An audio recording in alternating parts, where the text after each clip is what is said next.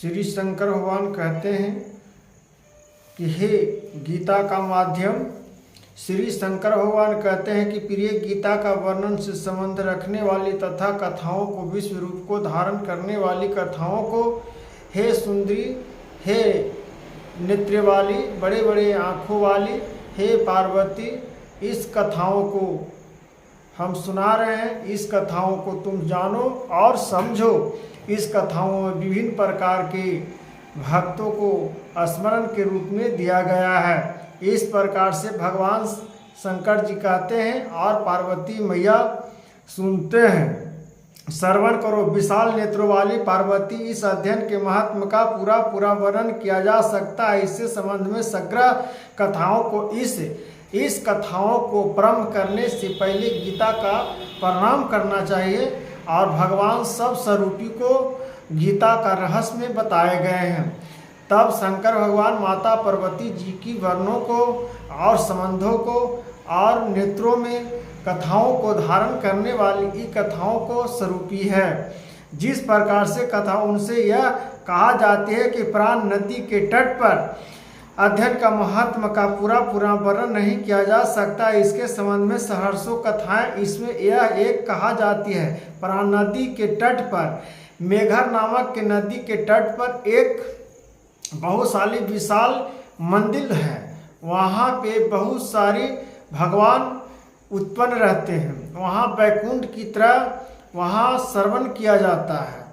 तो वहाँ श्री कृष्ण भगवान और श्री विष्णु भगवान अपने शेष नैया पर विशाल रूप से वहाँ पर विस्तृत रहते हैं। जो मेघर नामों से बिखर एक बहुत बड़ा नगर है, उसके प्रकार चारदीवारी और गोरखपुर द्वारा बहुत ऊंचे हैं। वह बड़ी बड़ी विशाला है जिसमें सोने के शंख शोभा दे रहा है। उस नगर में श्रीमान सुखी संतान सदाचारी तथा जितेंद्रिय मनुष्य का निवास है। वहाँ हाथों में शंख नामक धनुष धारण करने वाले जगदीश्वर भगवान श्री विष्णु महाराज हैं। वे ब्राह्मण के संस्कार स्वरूप है। संसार के नेत्रों को जीवन प्रदान करने वाले उन गौरवपूर्वक श्री विष्णु भगवान श्री लक्ष्मी माता नेत्र कमलों द्वारा पूजित हैं। वहाँ भगवान की वह झांकी बाण अवतार की मेघा के समान उस श्याम तथा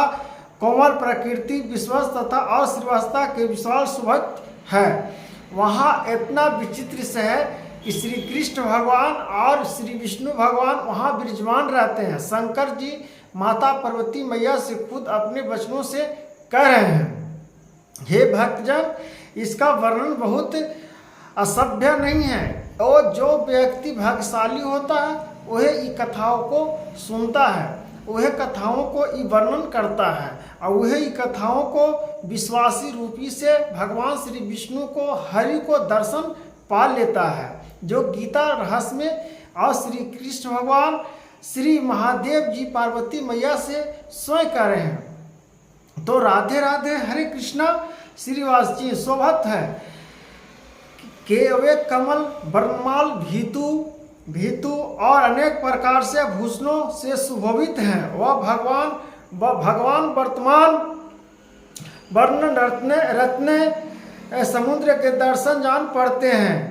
पीताम्बर उसने स्वयं विग्रह की कांति ऐसी प्रतीत होती है मानो चमकती हुई बिजली से घिरा हुआ शिवंत मेघ शोभा पा रहा है। उन भगवान वर्ण का दर्शन करने जीवन अनंत और संसार के बंधन से मुक्त हो जाता है। उस नगर में मेघन नामक महातीर्थ है जिसमें स्नान करने से मनुष्य शंख वैकुंठ धाम को प्राप्त होता है। जो उस मेघा स्नान करने से नदी में स्नान करने से वैकुंठ धाम को प्राप्त कर लेता है। ऐसा सौभाग्य प्राप्त वहाँ श्री विष्णु भगवान स्वयं वहाँ पधारते हैं, लक्ष्मी मैया पधारते हैं। इस प्रकार से भक्तजन श्री कृष्ण भगवान और विष्णु भगवान और शंकर भगवान वर्णन करते हैं। तो शंकर भगवान राम जी को नाम लेते हैं, राधे कृष्ण जी का नाम लेते हैं, जापते रहते हैं। उसी प्रकार से हम लोग को मनुष्यों को तन में प्राप्ति होते हुए भी मनुष्य का उल्लेख नहीं करते हैं और प्रवचनों को हम लोग नहीं सुनते हैं और ज्ञानों को प्राप्ति नहीं कर पाते हैं। इससे हम लोग को नाना प्रकारों को भटकने की मार्गदर्शन होती है। भगवान कहते हैं वैकुंठ को प्राप्त अगर करना है तो मेघा में स्नान करने से, मेघा नदी में स्नान करने से स्वर्ग को प्राप्त होती है, अब वैकुंठों को प्राप्त कर लेती है। ऐसा जिसमें मनुष्य वैकुंठ को प्राप्त होता है वह जगत के स्वामी करुणा सागर भगवान नरसिंह का दर्शन करने से मनुष्य 7 जन्मों के किए हुए घोर पाप से छुटकारा पा जाता है। जो मनुष्य मेघम में गणेश जी का दर्शन करता है वह सदा स्तोत्र विधनों से भी पार हो जाता है। जो श्री गणेश जी का श्रवण करता है, गणेश जी को वहाँ पूजा पाठ कर लेता है, गणेश जी का दर्शन वहाँ कर लेता है, उसके पास विपत्ति कुछ नहीं आता, विपत्ति संकट सब दूर हो जाता है। क्योंकि वहाँ वैकुंठ धाम की तरह वहाँ श्री विष्णु भगवान और लक्ष्मी मैया विराजमान है और श्री कृष्ण भगवान विराजमान है, श्री गणेश जी विराजमान है और स्नान करने का नंदी स्वरूप ही विराजमान है। इसलिए श्री शंकर भगवान माता पार्वती मैया से इस कथाओं को और गीता को 11वां अध्यायों का महत्व को बताते हुए भगवान का स्वरूपी को हम लोग को नमन करना चाहिए और हम लोग को संस्कार करना चाहिए कि भगवान के प्रति कितना प्रीतित है। हे भक्तजन, एक बात कहना जानता हूँ कि थोड़ा सा मेरे पास माइक की दिक्कत है और मेरे पास थोड़ा कमरा की दिक्कत है, इसके वजह से थोड़ा कथा में दिक्कत होती है।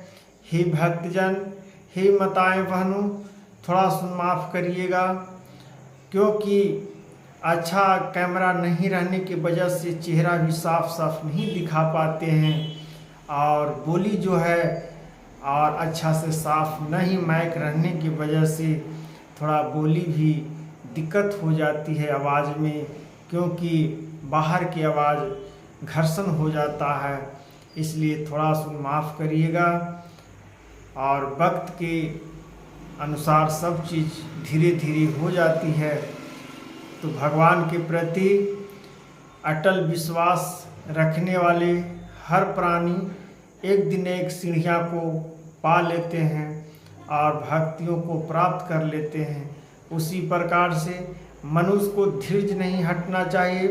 तब भगवान कहते हैं उसी मेघा नगर में कोई श्रेष्ठ ब्राह्मण थे जो ब्रह्मचार्य, ममता और अहंकार से रहित वेद शास्त्रों में परिणत जितेंद्रिया तथा भगवान वासुदेव के शरण थे। उन नामक सुंदर तथा प्रिय वे संसार धनुष धारण करने वाले भगवान के पास गीता के 11वां अध्याय का विश्व रूप दर्शनों को पाठ किया करते थे। उस अध्ययन को प्रभाव से उन्हें ब्राह्मण ज्ञान की प्राप्ति हो गई थी।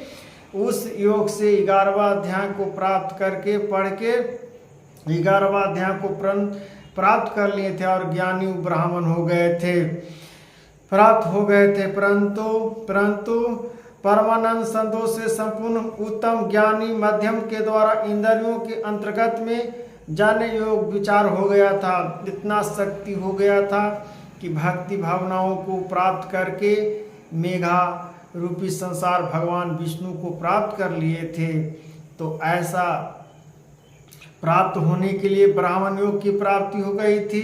परमानंद संतोष से पूर्ण उत्तम ज्ञानी माध्यमिक के द्वारा इंद्रियों के अंतर्मुख हो जाने के कारण निश्चयता को प्राप्त हो गया थे और सदा विमुक्त की स्थिति में रहने तथा एक समय जब बृहस्पति सिंह राशि पर स्थित थे महायोगी सुंदर ने गीता गोदावरी थी यात्रा से आरंभ किया हुए कर्म विराजमान थे तथा जितेंद्रियों को परम करते हुए प्राप्त थे।